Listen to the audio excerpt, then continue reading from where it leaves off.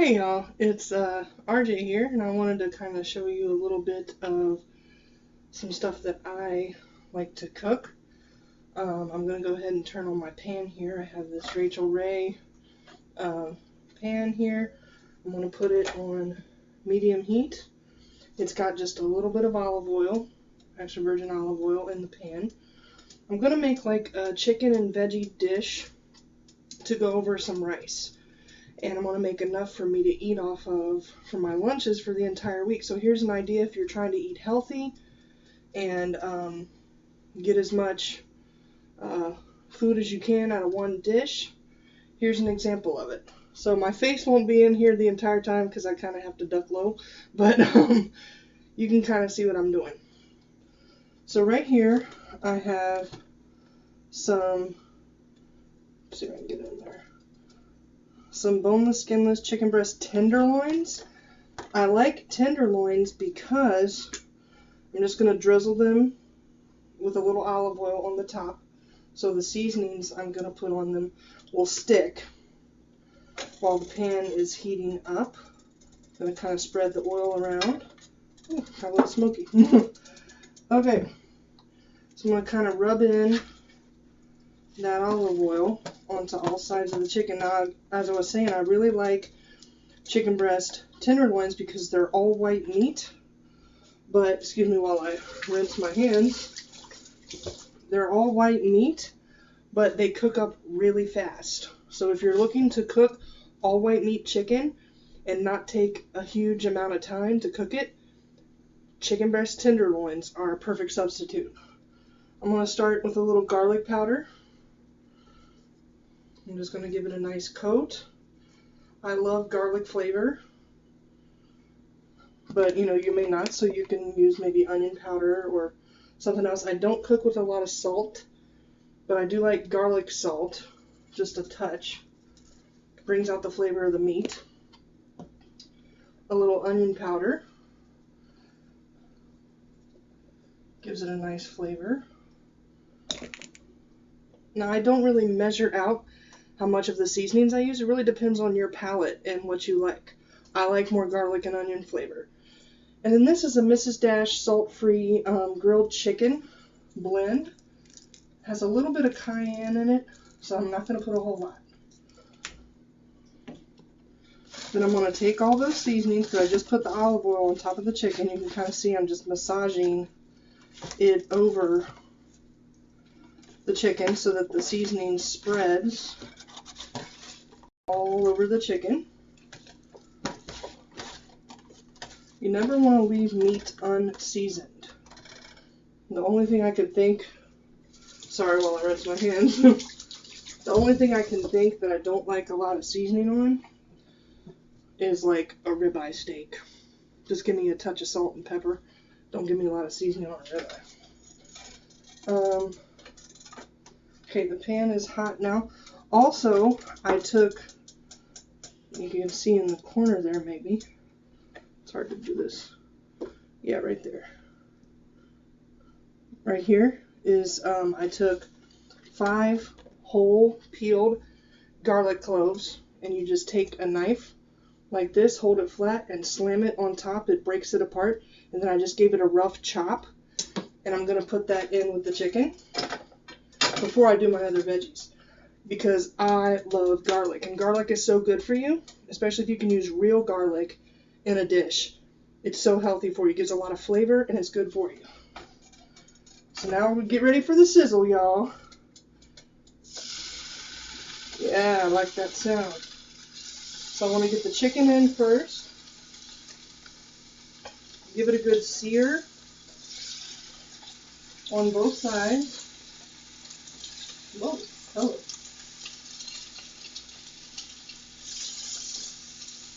I gotta be careful though, because I kind of burned myself a couple weeks ago with the hot oil splashing up from the pan, so you gotta be really careful as you're putting it in. Alright. Now the beautiful thing, like I said, about the chicken breast tenderloin is although it's all white meat, just like chicken, regular chicken breast, it cooks up like this. It's super fast cooking. So I'm going to add a little more olive oil to my pan because I kind of see the oil, the chicken soaking up the oil. I want it to get a nice sear. Get my spatula. It's important, even if you're gonna, like, let's say I didn't finish cooking the meat in the pan. Let's say I wanted to oven bake my chicken.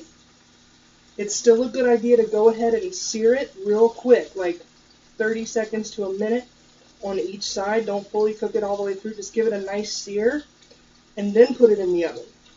Because when you sear chicken meat, especially breast or white meat chicken, it holds in the juices.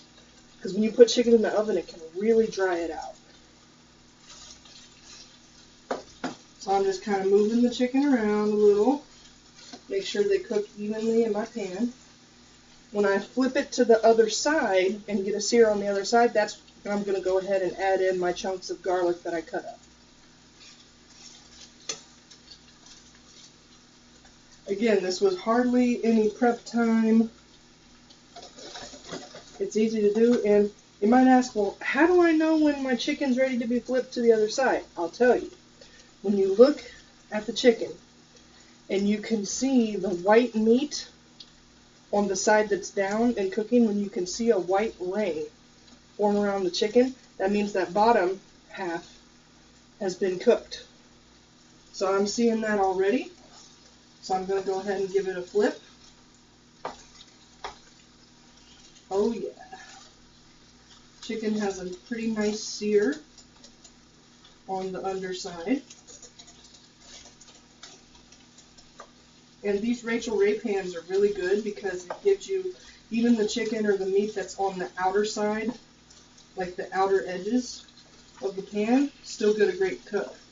Because for some reason these pans heat evenly all the way across. And not a lot of pans do that. So I highly recommend the Rachel Ray pans. Okay. So I flipped it over to the other side. So I'm going to go ahead and add in my rough chopped garlic.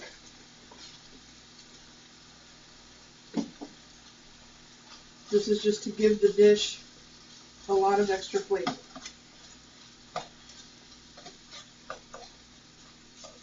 And when that garlic cooks, it's going to really open up that flavor into the chicken.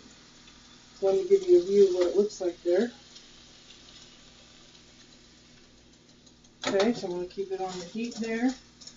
Finish up cooking that side. Now, again, I have it on medium heat, and it was just 1 pack of chicken breast tenders. 9 pieces, and the pieces are really small, and they're thin, so like I said, they cook real quick. It only takes a few minutes to cook them.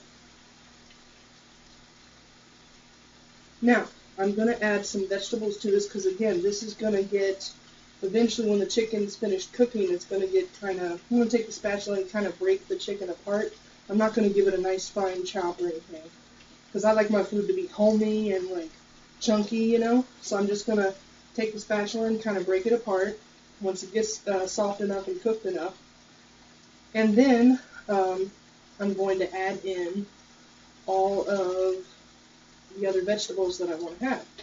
Today I have, which I'm probably going to add really soon, about 1 cup of chopped onions.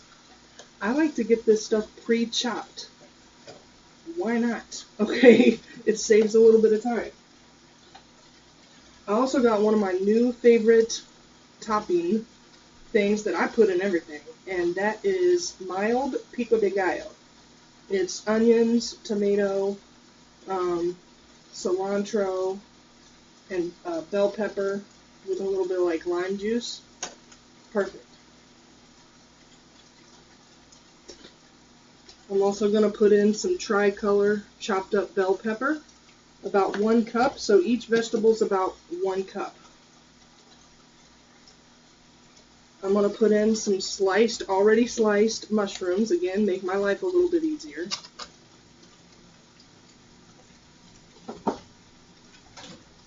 And I'm also going to add a can of chickpeas. I'm going to add that a little later. And then when onions, just for color and a little crunch. Alright, so this chicken is looking good. The garlic is looking good. I'm going to flip it again. Oh yeah, it's got a nice color on both sides now, which is what we want. We want to seal in those juices.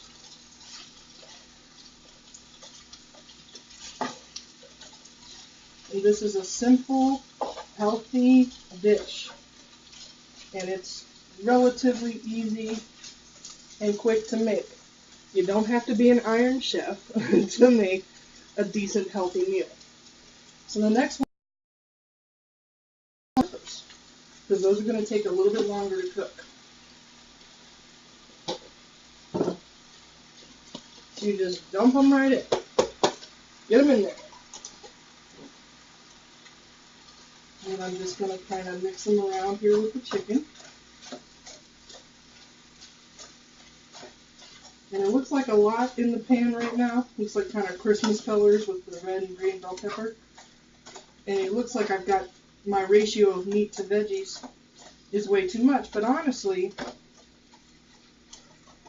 when everything cooks down, when the vegetables sweat down, they're going to decrease a lot. It's always good to add a little extra seasoning.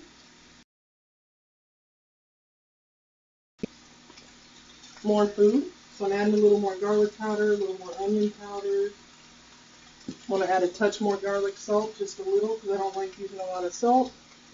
And a touch more of that chicken seasoning. Okay, because you want to get those flavors incorporated into your vegetables as well.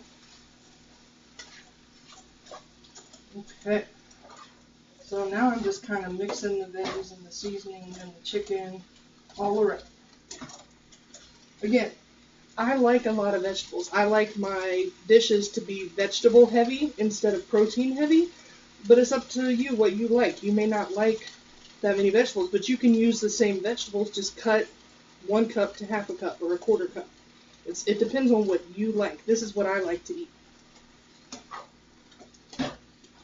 Okay, those have sweated down a little bit, so I'm going to go ahead and add my mushrooms.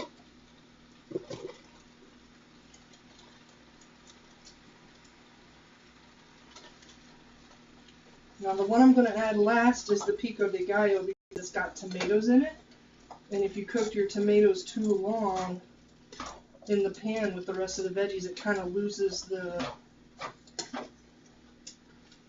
not really the crunch, but like the texture of the tomato. You don't want your tomatoes to be too soggy in this dish. You want them to have a little crunch power, if you will. Alright, so I got the mushrooms added in there. And this would also be a great base for like making a chicken soup if you wanted to. So now I'm just kind of pulling apart the chicken with my spatula because the chicken's fully cooked. So I'm just pulling it apart with the spatula because I'm not going to obviously pull it out right now. I'm trying to chop it up. So when it gets fully cooked like that, it gets really tender. So chunking it apart with your spatula is super, super easy at this point. Yeah. I personally like tart flavors. I love lemons and limes. I also really love vinaigrettes. I'm going to add now a couple splashes of just plain apple cider vinegar. Just a touch. Not too much.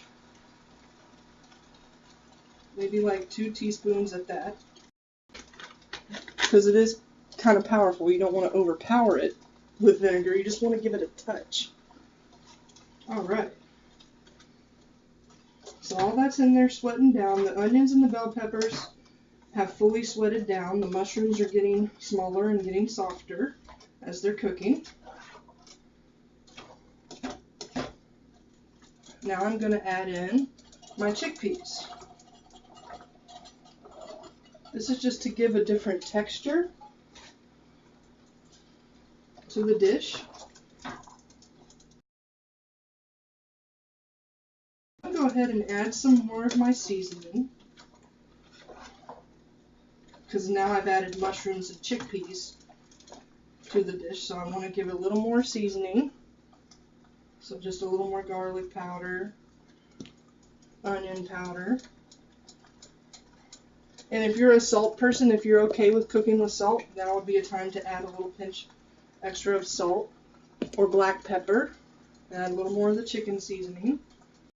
Also going to add a touch of chili powder, just to kind of brighten up and spice up the dish a little bit. But again, you don't have to add that. That's up to you. I like there to be a little kick to my dishes, not a huge amount. So now I'm just going to incorporate all those seasonings into my chicken veggie medley. I don't even know what to call this. I just threw together vegetables that I like to eat that are good for you. Garlic, onions, bell peppers, incredibly low calorie. Mushrooms give it a nice flavor and texture. Chickpeas are going to give it a little crunch. So it really all depends on what you like your food to taste like. Do you like the tartness, or do you like it to be more salty? If you're going healthy, I don't recommend a whole lot of salt.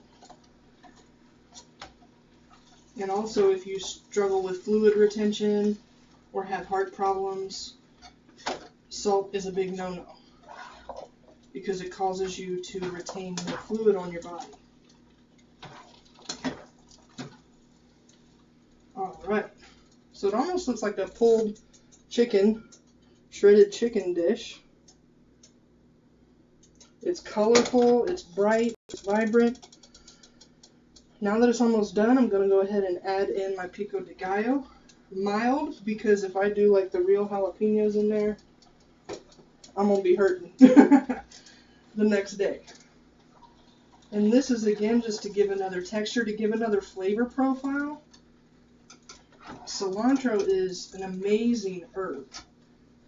It's really good for you. It brings a lot of bold flavor. It's not spicy, but it just has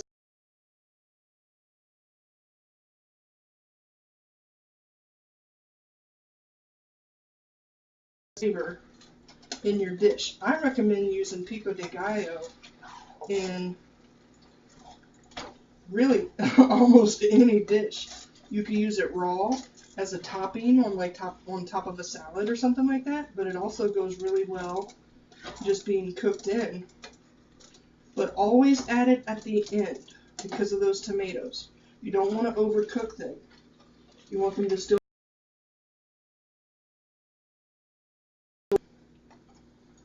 So once again, I'm going to add just a touch more seasoning, and that'll be the end for my seasoning. So again, garlic powder, onion powder, and as you layer your seasonings, as you add more food, you're really layering the flavor. You want to have food that has good flavor. Just because it's healthy doesn't mean that it's going to taste like cardboard. And I think that is something that people think, oh, I'm eating healthy, so it's going to have to taste like so bland. And no, not at all.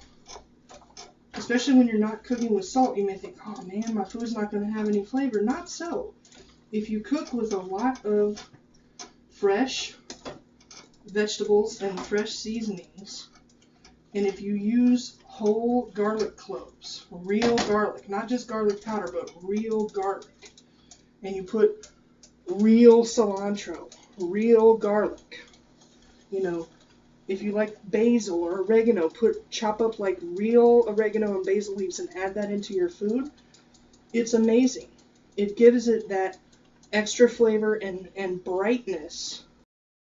Sometimes the salt does. Another thing, if you like that bitter, salty flavor, but you need to cut down on salt, take your celery leaves, not celery leaves, but your celery stick, and you know how the leaves grow off of the top? Just pull the leaves off and give them a rough chop, or just leave them whole, and like sprinkle it over top of your food. Maybe you're making a soup or a stew.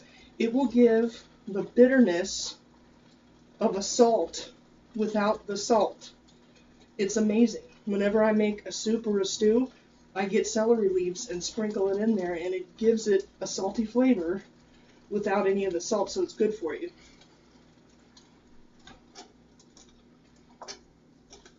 So everything is in the pool now. And when all's said and done, this is going to get spooned over some, let me show you, some full organic brown basmati rice is my favorite. This has no sodium, and all you do is you kind of squeeze it like this. You open it up a couple inches, and my microwave is up here. You pop it in for 90 seconds. It fully cooks the rice, and that's it. I don't have to sit there and slave over rice for hours. It's already pre-cooked, but it has no sodium. It's completely organic, so I recommend that. I wish this was smell-o-vision. I wish you could smell this. That fresh garlic, and then the chili powder, and now the cilantro, and all the seasonings just married so well together. Let me show you a last picture of it. Isn't that amazing? And again, this could be something that you use all of these ingredients, but you add a lot of chicken stock or chicken broth to it and make it into a soup, and add the rice into the soup. So there's many different things you can do with this, okay? Alright, now that everything's fully cooked, I'm going to turn it down to like a low, medium low, and I'm just going to let it kind of simmer in its juices.